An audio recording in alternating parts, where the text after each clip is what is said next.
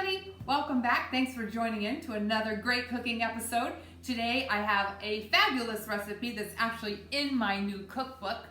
If you haven't had a chance to go ahead and hop on over to the website and grab this, you definitely want to do that. Now we're running a special from now until Easter because we want all of our friends and family to be able to have a chance to purchase this book in time for Easter. We're selling this at only $20. So that's $5 off the normal price, or $4.95 off the normal price.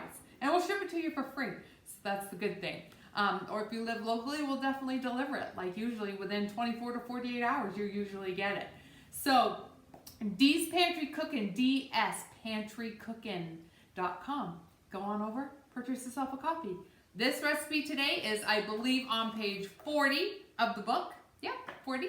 And so you definitely want to try it out. It is such a great recipe and it is so delicious. This is called 5-Star Cinnamon Bread. So let's just get started. So I have got 1 cup of warm water here in the bowl, and I'm going to add to that the yeast. Now it's 4.5 teaspoons of yeast that you want to put in there. And then what I do is I just add a pinch of sugar. So I've got some sugar measured out for later in. So I'm just going to grab a generous pinch of it and put it in there, maybe 2. Because the sugar helps counteract against the active dry yeast. You want to make sure it's active dry yeast, okay?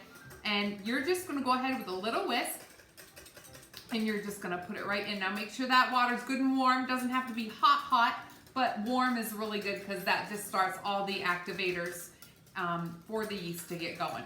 This recipe is so great for like French toast. When it's all done, you cut off big slabs of it and dip it in a little bit of egg and a little more cinnamon mixture, and it is so delicious. I love it. Okay, my dad used to make this all the time, so I'm just gonna go ahead and set this off to the side, just so that it can kind of chill out for a while, okay? So now what we're gonna do is we're gonna work on our other ingredients. Now I have my mixer, and I have the dough hook attachment attached to this. Now if you don't have a stand mixer, but you have a handheld mixer with a little dough hook, you can use that. Or you can get muscular and do this all by hand. Okay, so what we're gonna first do is you're gonna have to measure out 1.5 cups of sugar, but I have split it, okay? So I have my 1/2 cup in one bowl and my 1 cup in the other. Why? Because I can't remember, all right? So we definitely wanna have 1.5 cups of granulated sugar. 1/2 sugar goes into the bowl, okay? So 1/2, we're gonna keep this cup for later on. So 1/2 cup goes into the bowl here. And then I'm going to add 1/2 cup of melted butter. Now the recipe, if you guys have your recipe book and you open up to page 40, I'm pretty sure that's what it's at.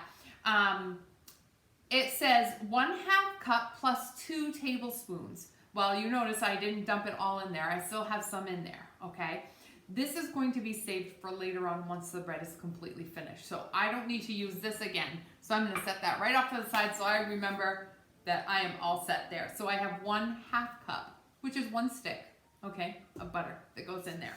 All right, so now what we're gonna do after that is we're gonna add 3 large eggs. And boy, are these large. I just picked these up this week from Up to the Farm, and I bet these are just some of the biggest eggs I've seen. I'm like, oh, they've got to have double yolks in them. But you know, every one that I've cracked open has just been a really large single egg.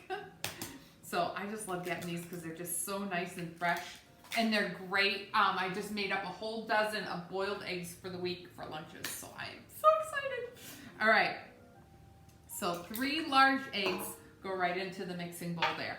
And you can just go ahead and put this stand up and then just start mixing it on the very first, just to stir, just to kind of get it going there. Now what we're gonna do is we're gonna add a couple more things to this. We're gonna add some salt, all right? So 1 full teaspoon of salt goes into the mix, and you can just go ahead and keep this going as we go along, okay? And then raisins, you're gonna need some raisins. Now 1.5 cups of raisins. Now, if your raisins are super sticky, just put them in a bowl with like a tablespoon of flour and just toss them a little bit, okay? I was able to separate mine pretty well, so I didn't need to do that. So 1.5 cups of raisins is what you're gonna need, and that goes right in there. Again, right on low, and you don't have to worry about them flying everywhere, okay? And you want them to mix in a little bit with this mixture. They don't have to all be whole raisins, okay? Some of them can split off. If you see a couple of them split off, that's completely fine. Don't worry about it, okay? All right, so we've got our raisins, we've got our salt, we've got our eggs. All right, what else have we got in there? We've got our sugar. So we almost ready to go here. We're gonna need to add some milk, okay? Now, warm milk is the best milk to use. So if it's not at room temperature, just zap it in the microwave for like 30 seconds to a minute or whatever, okay?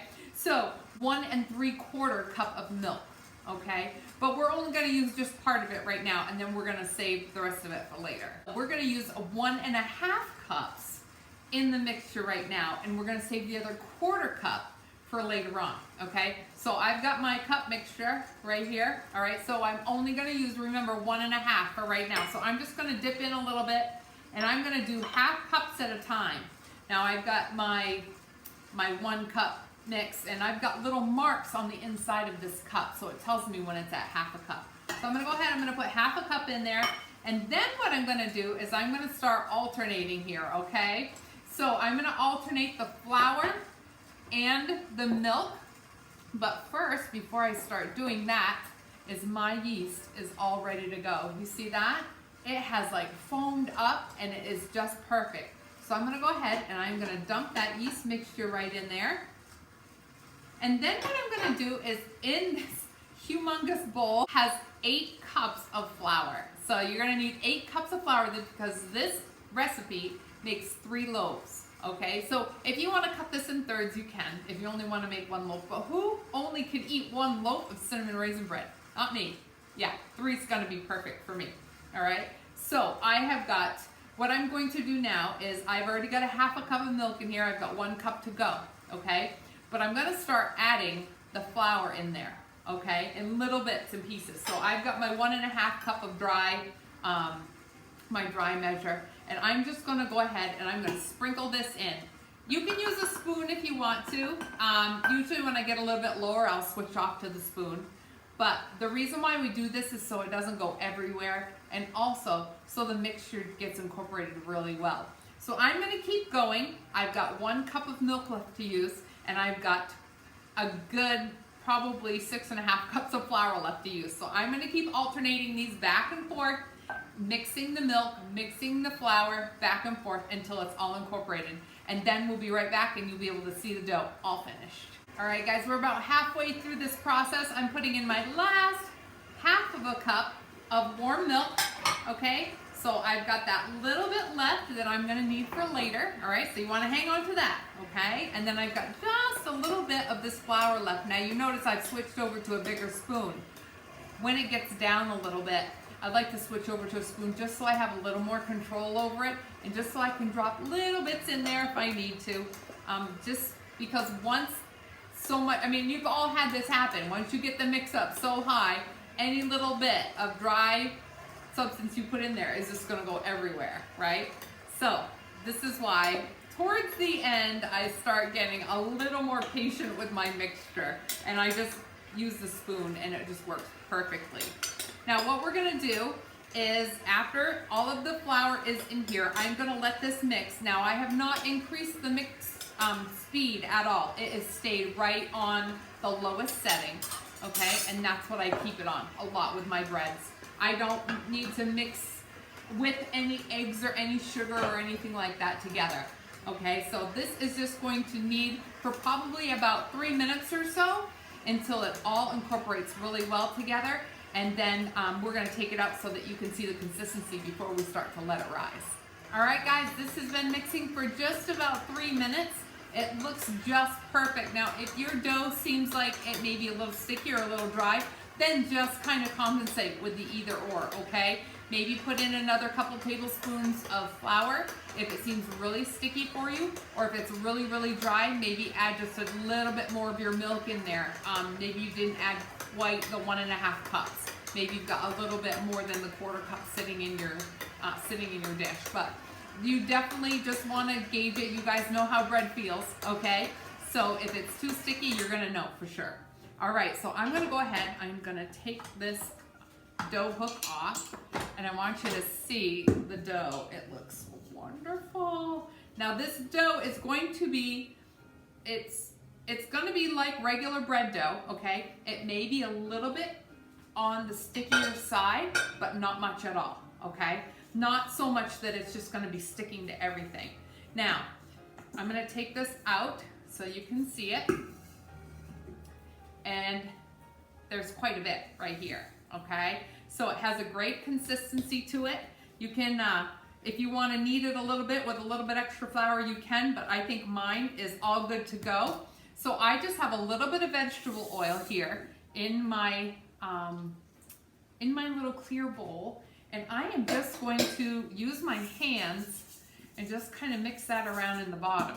Now, what I'm gonna do is I'm gonna pick up my loaf here, and I'm gonna put it face down and twist it and then flip it over. So you just flip it over. That way your oil has been coated on the top. There's still plenty of oil in the bottom of your bowl, and you're ready to go.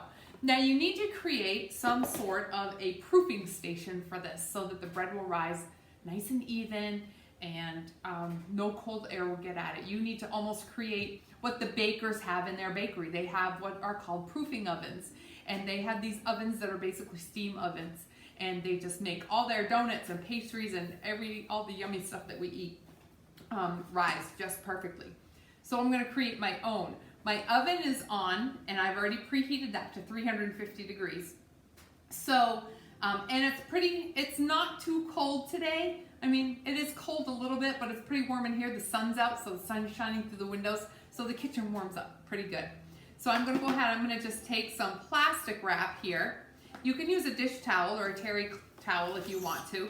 I find that plastic wrap works wonderful because it traps in all of your heat from your warm, the warm water and the warm milk and the melted butter, and it is going to all just puff up so nicely. And by using that pinch of sugar, guys, like I said, you didn't miss the sugar at all. You're not gonna miss it because you're using all the sugar eventually. But if you use a good generous pinch of sugar in with your yeast mixture, that really activates that yeast and helps it really grow, okay? So this is gonna go on the back of the oven. I'm gonna let it rise to about double in size, and then when we come back, we're gonna add the remaining ingredients for it, get it in some loaf pans, let it rise again, and then you'll see the finished product. This is gonna be so delicious and definitely a must try on this, so we'll be right back.